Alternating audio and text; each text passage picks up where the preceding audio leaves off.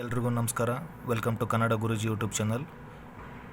C E T ಎಕ್ಸಾಮ್ಗೆ 80 minutes allot ಆಗಿರುತ್ತೆ. ಆ 80 ಮಿನಿಟ್ಸ್ನ ಹೇಗೆ ಸ್ಪ್ಲಿಟ್ ಇದೆ ಅಂತ ನೋಡ್ಕೊಳ್ಳೋಣ. ಫಸ್ಟ್ 10 ಮಿನಿಟ್ಸ್ ನಮಗೆ ಜಸ್ಟ್ ನಮ್ಮ OMR ಆನ್ಸರ್ ಶೀಟಲ್ಲಿ ನಮ್ಮ ಸಿ ಇ ಟಿ ನಂಬರ್, ನಮ್ಮ ನೇಮ್ ಮತ್ತು ನಮ್ಮ question booklet version code fill ಮಾಡೋದಕ್ಕೆ ಅಲಾಟ್ ಆಗಿರುತ್ತೆ. ಫಸ್ಟ್ 10 ಮಿನಿಟ್ಸಲ್ಲಿ ನಮಗೆ ಯಾವುದೇ ಕ್ವಶನ್ ಆ್ಯಂಡ್ ಆನ್ಸರ್ ಮಾಡಲು ಅವಕಾಶ ಇರೋಲ್ಲ.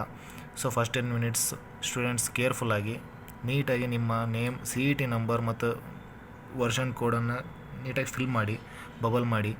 ಏನಕ್ಕಂದರೆ ಅದು ವೆರಿ ಇಂಪಾರ್ಟೆಂಟ್. ಯಾಕಂದರೆ ಎಲ್ಲ ಸ್ಕ್ಯಾನ್ ಆಗುತ್ತೆ. ನಾವು ಸಿ ಇ ಟಿ ನಂಬರ್ ತಪ್ಪಾಗಿ ಫಿಲ್ ಮಾಡಿದರೆ ಸ್ಕೋರ್ ಜನ್ರೇಟ್ ಆಗಲ್ಲ. So please don't make that mistake.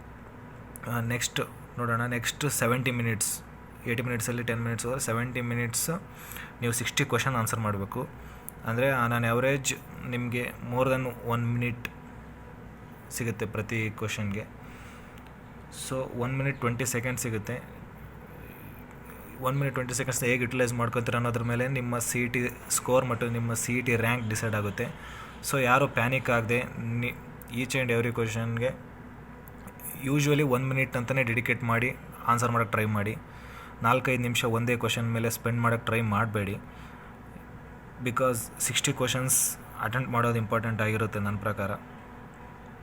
ಆಮೇಲೆ ನೀವು ಬಬಲ್ ಮಾಡುವಾಗ ಈಚ್ ಕ್ವಶನ್ಗೆ 4 ಆಪ್ಷನ್ ಇರುತ್ತೆ. ನಿಮ್ಗೆ ಯಾವ ಆಪ್ಷನ್ನು, ಯಾವ ಕ್ವಶನ್ ನಂಬರ್ ನೋಡಿ ಒಂದು ಸಲ ವೆರಿಫೈ ಮಾಡಿಕೊಂಡೆ ಬಬಲ್ ಮಾಡಿ. ತಪ್ಪಾಗಿ ಮಾಡ್ಕೊತ ಹೋದರೆ ನೀವು ಕರೆಕ್ಟಾಗಿ ಆನ್ಸರ್ ಮಾಡಿದರೂ ನಿಮಗೆ ಸ್ಕೋರ್ ಆಗಲ್ಲ. ಸೊ ಆ ಮಿಸ್ಟೇಕು ಕಾಮನಾಗಿ ಮಾಡ್ತಿರ್ತಾರೆ ಕೆಲವೊಂದಿಷ್ಟು ಸ್ಟೂಡೆಂಟ್ಸ್. ಬಟ್ ಅದನ್ನು ಮಾಡಬೇಡಿ. Please be careful about that. ಇನ್ನೊಂದು ಟ್ರಿಕ್ ಹೇಳ್ತೀನಿ. ನೀವು ಕ್ವಶನ್ ಪೇಪರ್ನ 3 ಯೂನಿಟ್ಸಾಗಿ ಡಿವೈಡ್ ಮಾಡ್ಕೊಳ್ಳಿ. 3 ಯೂನಿಟ್ಸಾಗಿ ಡಿವೈಡ್ ಮಾಡಿಕೊಂಡ್ರೆ ಫಸ್ಟ್ ಒಂಥರ ಬ್ಯಾಟಲ್ ಫೀಲ್ಡಲ್ಲಿ ನಿಂತ್ಕೊಂಡಿದ್ದೀರ ನೀವು, ಒಬ್ಬ ಸೋಲ್ಜರ್ ಥರ. ಸೋಲ್ಜರ್ ಎಷ್ಟು ಜನನ ಕೊಲ್ಲಿದ್ದಾನೆ ಅನ್ನೋದ್ರ ಮೇಲೆ ಅಲ್ಲಿ ಅಕೌಂಟಬಿಲಿಟಿ, ನಿಮಗೆ ಸ್ಕೋರ್ ಜಾಸ್ತಿ ಬರುತ್ತೆ. ಅಂದರೆ ನೀವು ಎಷ್ಟು ಕ್ವಶನ್ ಆನ್ಸರ್ ಕರೆಕ್ಟ್ ಮಾಡಿದ್ದೀರ ಅನ್ನೋದ್ರ ಮೇಲೆ ಬರುತ್ತೆ. ನೆಗೆಟಿವ್ ಮಾರ್ಕಿಂಗ್ ಇರೋದಿಲ್ಲ. ಸೊ ನೀವು ಆದಷ್ಟು ಆನ್ಸರ್ ಮಾಡಲು ಟ್ರೈ ಮಾಡಿ. 3 ಸೆಕ್ಷನ್ಸಾಗಿ ಡಿವೈಡ್ ಮಾಡ್ಕೊಳ್ಳಿ ನಿಮ್ಮ ಕ್ವಶನ್ ಪೇಪರ್ನ.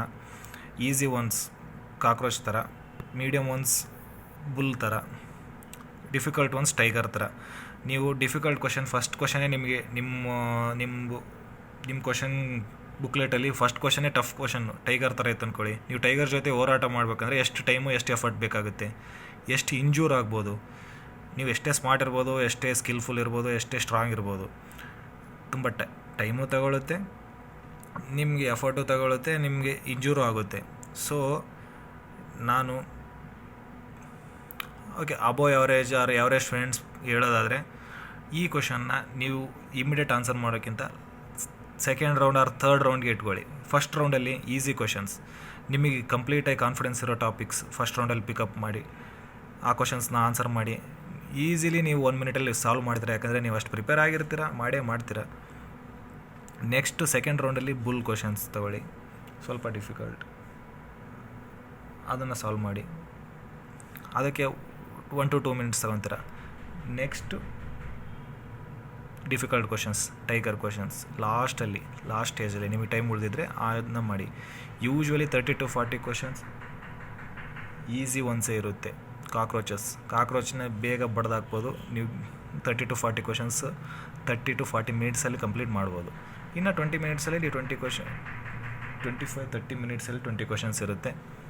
ನೀವು ಅದನ್ನು ಹೇಗೆ ಬೇಕಾಗಿ ಡಿವೈಡ್ ಮಾಡ್ಕೋಬೋದು. ಆಮೇಲೆ ನಿಮಗೆ ನೆಗೆಟಿವ್ ಮಾರ್ಕಿಂಗ್ ಇಲ್ಲದೇ ಇರೋ ಕಾರಣ ಲಾಸ್ಟ್ 2-3 ಮಿನಿಟ್ಸ್ ಇದ್ದರೆ ಅಥವಾ ಲಾಸ್ಟ್ 5 ಮಿನಿಟ್ಸಲ್ಲಿ 10 ಕ್ವಶನ್ಸ್ ಉಳಿದಿದ್ರೆ ಮಾರ್ಕ್ ಮಾಡಿ ಯಾವುದೋ ಒಂದು ಆಪ್ಷನ್. ಯಾಕಂದರೆ ನೆಗೆಟಿವ್ ಮಾರ್ಕಿಂಗ್ ಇರೋಲ್ಲ. ನೀವು ಸುಮ್ಮನೆ ಖಾಲಿ ಬಿಟ್ಟು ಬರಬೇಡಿ. Please try to mark it with some option. ಎನೋ, ಬಿನೋ, ಸಿನೋ, ಡಿನೋ ಯಾವುದೋ ಒಂದು ಮಾರ್ಕ್ ಮಾಡಿ. ನಿಮ್ಮ ಲಕ್ಕಿದ್ರೆ 3-4 ಮಾರ್ಕ್ಸ್ ಬರುತ್ತೆ. ಈ ಥರ ಡಿವೈಡ್ ಮಾಡ್ಕೊಂಡು ಮಾಡೋದ್ರಿಂದ ನಿಮಗೆ ಸ್ಕೋರಿಂಗ್ ಕ್ಯಾಪಬಿಲಿಟಿ ಮೋರ್ ಆಗುತ್ತೆ, ನಿಮ್ಮ ಕಾನ್ಫಿಡೆನ್ಸ್ ಮೋರ್ ಆಗುತ್ತೆ. ಯಾಕಂದರೆ ನೀವು ಜಾಸ್ತಿ ಕ್ವಶನ್ ಸಾಲ್ವ್ ಮಾಡಿರ್ತೀರ. ಸೊ ನಿಮಗೊಂದು ಕಾನ್ಫಿಡೆನ್ಸ್ ಬರುತ್ತೆ. ಆ ಕಾನ್ಫಿಡೆನ್ಸ್ ಬೂಸ್ಟಿಂದ ನಿಮ್ಮ ಮೈಂಡ್ ಇನ್ನೂ ಚೆನ್ನಾಗಿ ವರ್ಕ್ ಆಗುತ್ತೆ. ಇದು ಯೂಶ್ವಲಿ ಸ್ಟೂಡೆಂಟ್ಸ್ ಮಾಡೋ ತಪ್ಪು. ಎಷ್ಟೋ ಜನ ಆಮೇಲೆ ಬಂದು ಕುಂತ್ಕೊಂಡು ಸಾಲ್ವ್ ಮಾಡಿದರೆ ಸಾಲ್ವ್ ಮಾಡ್ತಾರೆ 60 ಕ್ವಶನ್ಸ್. ಬಟ್ ಆ ಟೈಮಲ್ಲಿ ಪ್ಯಾನಿಕ್ ಆಗ್ತಾರೆ. ಕಾರಣ ನೀವು ಟೈಗರ್ ಜೊತೆ ಫಸ್ಟ್ ಹೋರಾಟ ಮಾಡ್ತಿರ್ತೀರ. ಸೊ ಟೈಗರ್ನ ಅವಾಯ್ಡ್ ಮಾಡಿ. ನೆಕ್ಸ್ಟ್ ಬನ್ನಿ ಥರ್ಡ್ ರೌಂಡಲ್ಲಿ ಬಂದು ಟೈಗರ್ನ ಅಟ್ಯಾಕ್ ಮಾಡಿ. ಫಸ್ಟ್ ರೌಂಡಲ್ಲಿ ಕಾಕ್ರೋಚಸ್ನ ಎಲ್ಲ ಸಾಯಿಸ್ಕೊಂಡು ಬನ್ನಿರಿ. ಏನಕ್ಕೆ ಟೈಗರ್ಗೆ ಬೀಳ್ತೀರ. ಈ ಜಾಸ್ತಿ ಕ್ವಶನ್ಸ್ ಇಂಪಾರ್ಟೆಂಟ್ ನಿಮಗೆ. 40 ಕ್ವಶನ್ ಆನ್ಸರ್ ಮಾಡಿದ್ರು ಅಂದ್ಕೊಳ್ಳಿ, probability of getting will be 36-35 correct ಆದರೂ ಆಗ್ಬೋದು. ಆಮೇಲೆ ಇದನ್ನ ಆನ್ಸರ್ ಮಾಡುವಂತೆ ಏನಾಗಲ್ಲ. ಸ್ಮಾರ್ಟಾಗಿ ಯೋಚನೆ ಮಾಡಿ. This is not A ego game, this is smart game. ಯಾಕಂದರೆ ನಿಮ್ಮ ಫ್ಯೂಚರ್, ನಿಮ್ಮ KCET ರ್ಯಾಂಕಿಂಗ್ ಎಲ್ಲ ಇದ್ರ ಮೇಲೆ ಡಿಸೈಡ್ ಆಗಿರುತ್ತೆ. So students, please keep this in mind and achieve success. All the best for your exams.